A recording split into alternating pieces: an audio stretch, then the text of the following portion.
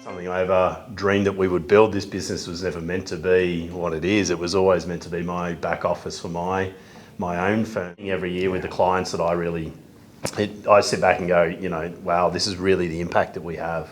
Yeah.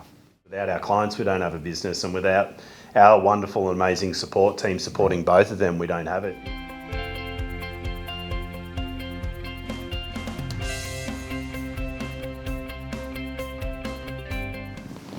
Well, welcome, Nick.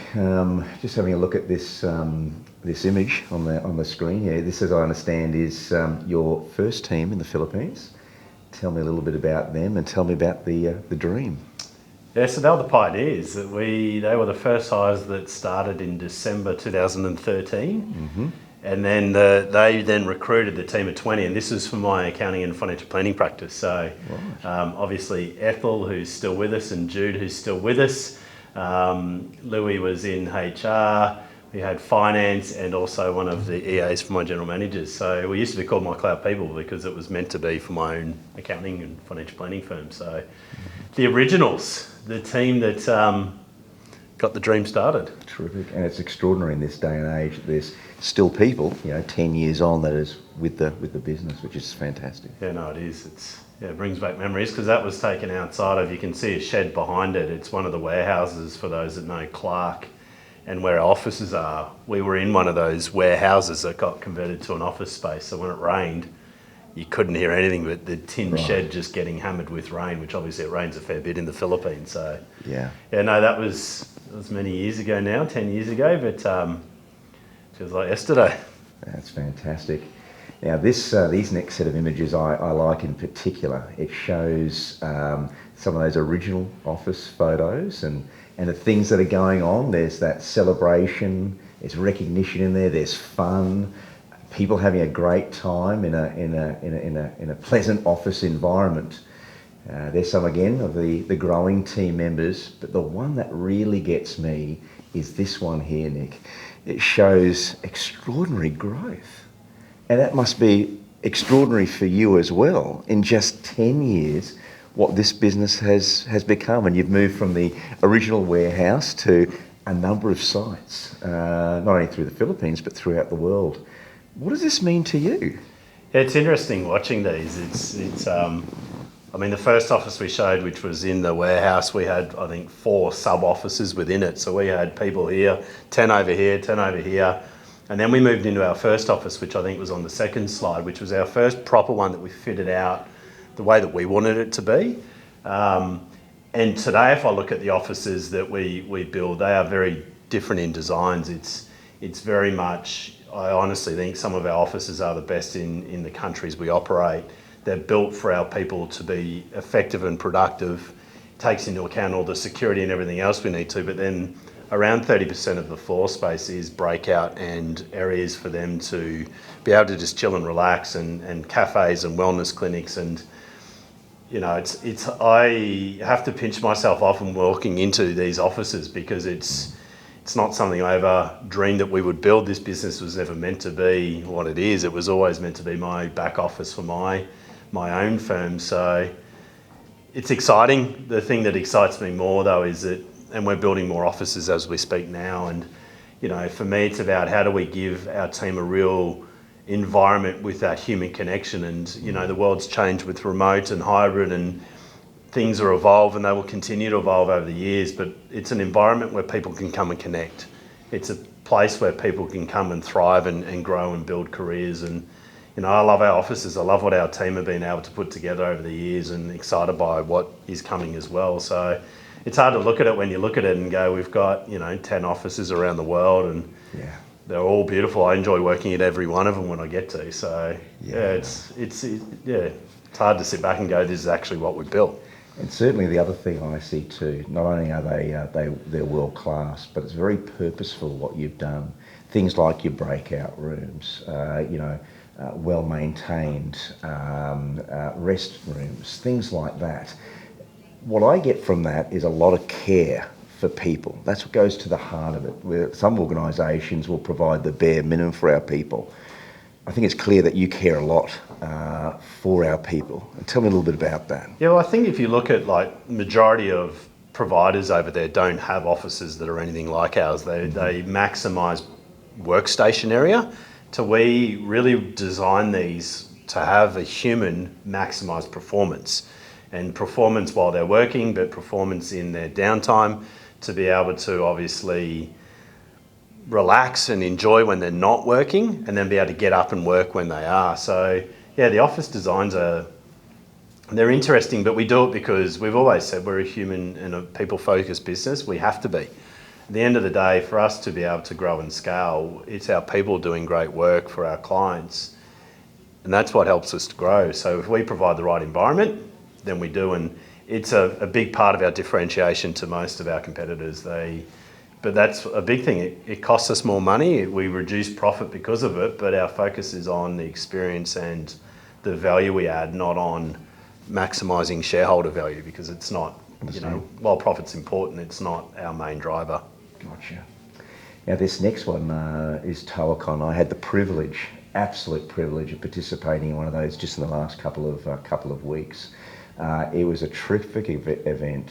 It certainly satisfied our purpose of education experience. I saw world-class presenters, and we mixed and mingled with some outstanding people in the form of clients. So tell me a little bit about why TOACon, and what does it mean for the clients? Yeah, I mean, TOACon was born out of, we really promote and drive clients to come and see their teams. You don't have another office anywhere in your country and not go and see it. So we promoted quite heavily when we first started to go and see your teams. And it got to a point where we had 40, 50 clients coming. And a big driver for me is also, I want to make people better people. I want to make them better business owners, but also better individuals. So the key thing just came up in probably late 2017. I thought, well, we've got 50 odd people here this year. And I asked a few of them, what about if we ran a conference next year and we brought some really cool speakers in, we gave you the education, then we have the week with your team, and then we have the year-end parties. And they were all like, yep, cool, let's do it. So we ran our first one in 2018. That was actually at the Marriott. So the Marriott, that was when it opened. It literally opened months before that. We were worried that we weren't going to be able to actually run it there. Right. Then we did it in 2019, and we went from 50 to like 100 odd people, and it just kept building momentum. The pandemic then came and obviously stopped it for 2 years, but we got the community back together in 2022 in Boracay. There's no better island to hold an event. It was amazing. But the quality of speakers we kept getting were just next level, and our whole focus around TOACon is bringing the community together to make them better people and better business owners. Doing it in the Philippines gets them away from work, gets them off their computers. People always comment, most conferences you go to, people are working. Right. At our events, there's no laptops out, there's no one on phones. They're just focused because we put the event together in a specific way. It's now become, globally one of the best, I think, events for our industry, and I think it's the way that we put it together. But it's only about getting the community together and helping them to become better. And also, the only time we haven't held it in the Philippines is this year, which was for our 10-year anniversary, but it's going back there next year, and it's a good opportunity for a lot of people for the first time to go to the Philippines and see their team. So, TOACon to me, I love our clients. Without our clients, we wouldn't have a business. Without our team members, we wouldn't have our business. And TOACon's a great way to get the community together and have a bit of fun and learn a lot. So yeah, it's evolved over the years and we'll continue to evolve it. But yeah, it's the one thing every year with the clients that I sit back and go, wow, this is really the impact that we have. Yeah. Now this next bit here is, I'll be honest with you, it's a little bit difficult for me to watch, because I can see the nervousness on one of the individuals leaving the office. As I understand, it was a very severe earthquake back in, must have been April, I believe. And as you can see in the footage, there is a lot of damage. So I guess, like with all businesses, there's times where things are going really well, but there's also going to be those challenging times as well. That's one of them. I also know that COVID, not only for us, but globally, was a serious matter as well.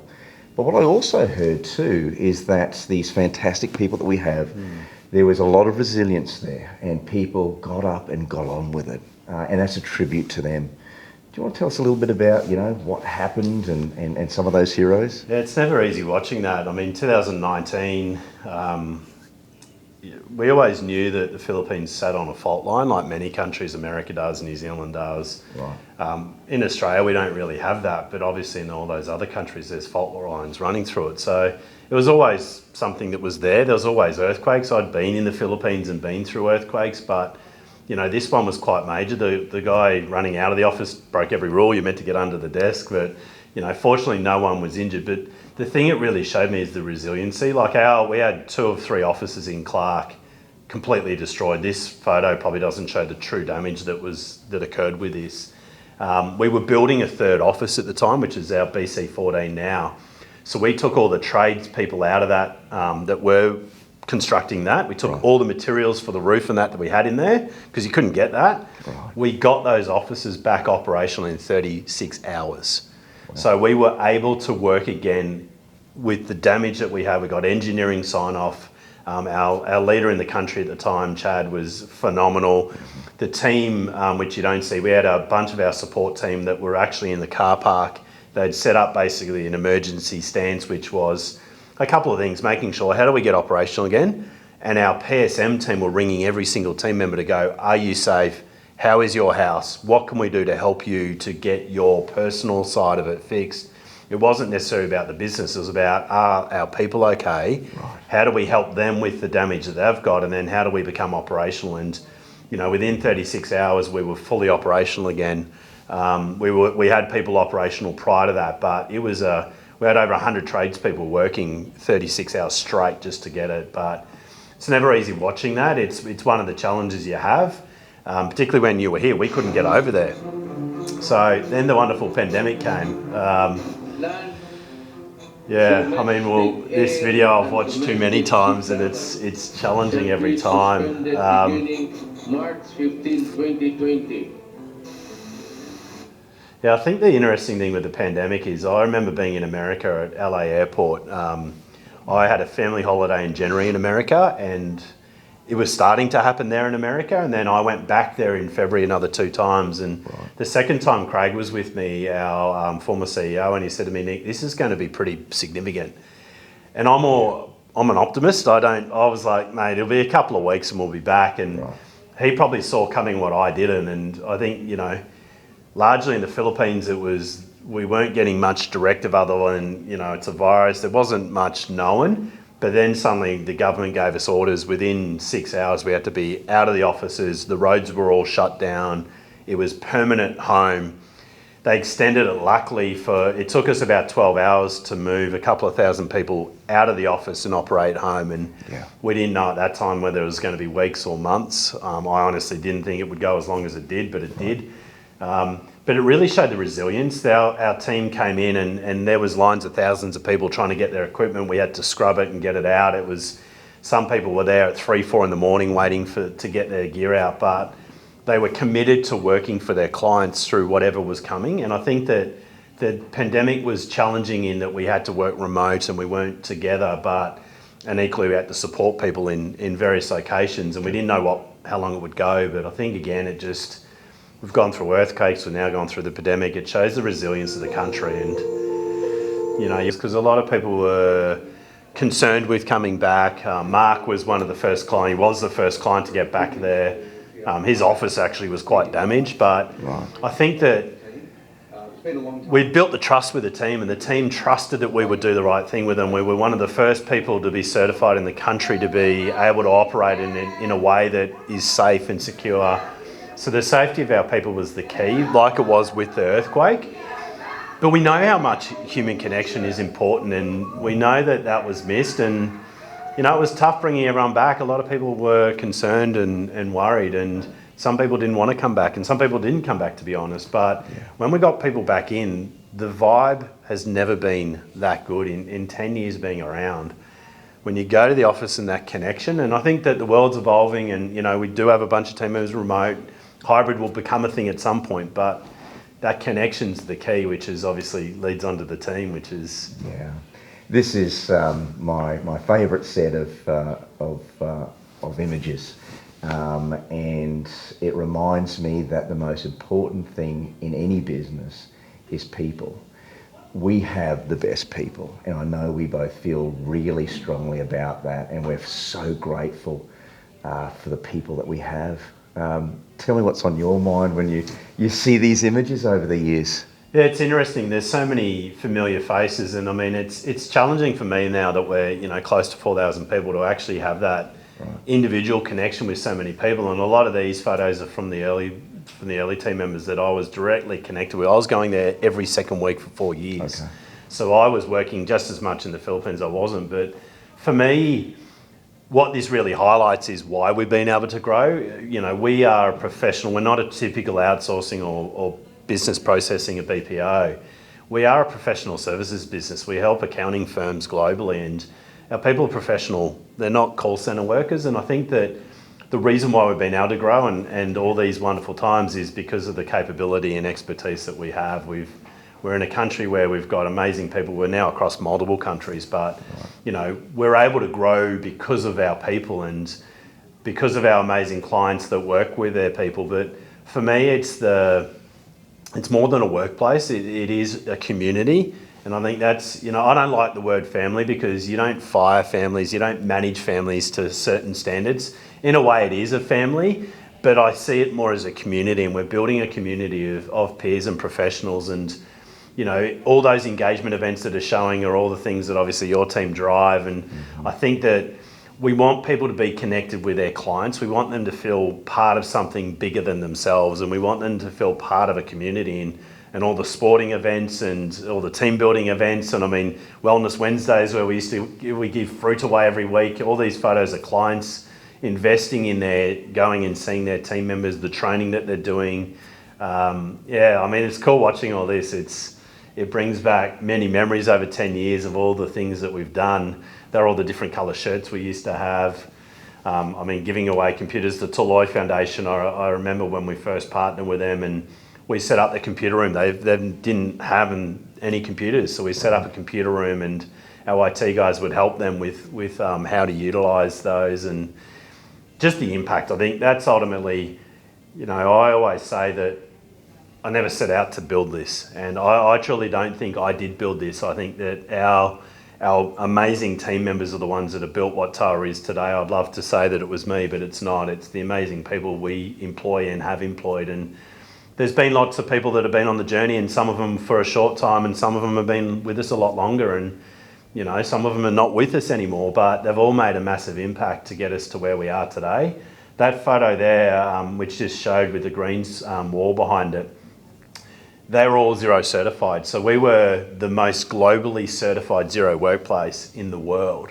That we had like 80 people that were Xero certified, and there was no other workplace of that. Xero was really new then. It was 2014, but to me that shows the education. We've always invested in the people. We go above and beyond what anyone else does, and because we want to make it for them, we know the better we can make them as people and as technicians, the better they're going to be able to add value to our clients. And I think that this just shows impact. I think, the unintended consequence of growing is the impact we make to our people and to the communities and to their families. And that's the part that, to be honest, is the part that gets me most excited and drives me to continue doing what we do, because I think we just make such an impact, and our people are great at what they do. They create more careers because of that. Our clients are, for clients to jump into outsourcing when it wasn't a thing, when they were taking a leap of faith, and it was the innovative clients, the ones that are willing to take risks and to take the plunge.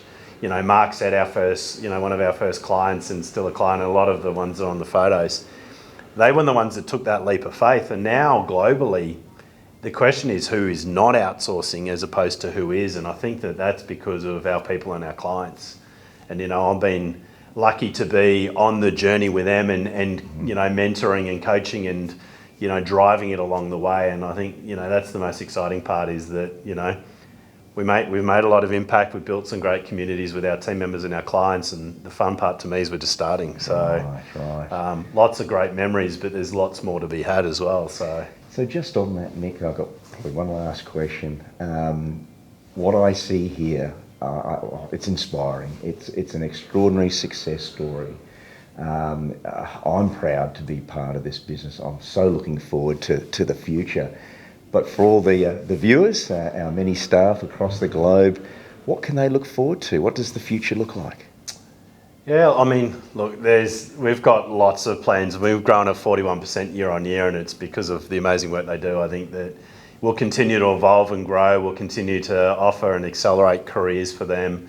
We'll create there's a major talent shortage globally. I think there always has been, there always will be in the accounting industry. So I think for us, what we can promise is we'll keep innovating, we'll keep driving and striving to be industry leading and to give them some of the best careers. And to our amazing clients as well, you know, we'll continue to serve you and add value where we can. And I think for me, it just means more opportunity for everyone. I think we'll make a bigger impact in the communities we operate with some of the plans we've got as well. And, you know, I just ultimately want to say thank you to both our team members and our clients because of you, we've been able to create all these wonderful stories and images and videos and experiences. And I think that's the part for me is that, you know, without our team members, we don't have a business. Without our clients, we don't have a business. And without our wonderful and amazing support team supporting both of them, we don't have it. It is one of our clients, Andrew from Altitude, once said to me, he goes, Nick, this is not a product or a service that you sell, it's a partnership. Yeah. And it really hit me. And he said that in the early years. He was one of our early clients. And he said to me, Nick, for this to work, our team members need to be happy, we need to be happy, and your support team need to be happy. If one of us don't win, none of us win. And that's really stuck with me around, we do form a true partnership with our team members and our clients. And I think for us to continue to be successful, we need to continue to make sure that we're adding value to both of those, or all parties, so that we can continue to create more experiences and create more knowledge and create more stories and that we can tell in the future. Right.